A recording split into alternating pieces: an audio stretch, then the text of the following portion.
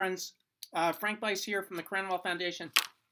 Recently, I heard a story about a good friend of mine who was down in Florida over the winter, and he was at a restaurant, bar type situation, and there was a bar outside, and there was a young Irish bartender there who had come over from Ireland with a visa, didn't really have much education, and the bartender was so friendly, and he impressed my friend so much that my friends flew him up to New York, trained him in his business, and now he's running one of his companies.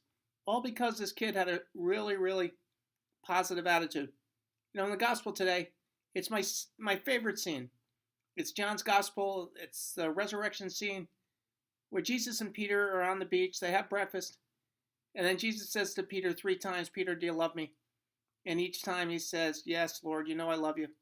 He says, "Tend my sheep, tend my lambs, tend my sheep."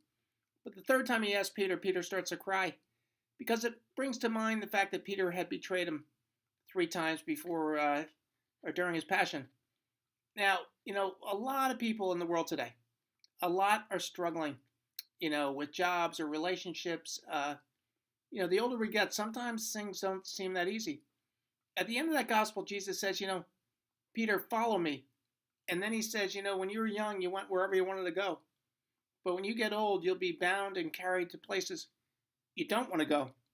And the evangelist says that's to signify the type of death that Peter would experience. But I think there's another side to that.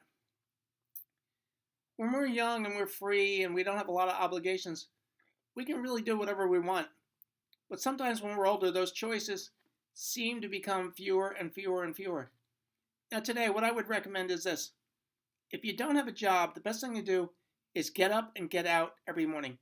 Take a shower, get dressed like you're going to work, and take any job. Just be really grateful and positive. Wherever it is, just work really hard. Be super friendly. Try to be the first one there, the last one to leave, and good things will happen. Just because we're getting older, sometimes it seems like our choices are getting fewer and fewer, but God's grace does not run out. And I think what God is saying to all of us today is, trust me, I'll never leave you. I'll always be with you. And I prove that my love for you is totally unconditional by the way I died for you. And now my question to you is, do you love me? And if you love me, you got to trust me. And know that my grace will not run out. Okay, God bless you. I hope you have a great day.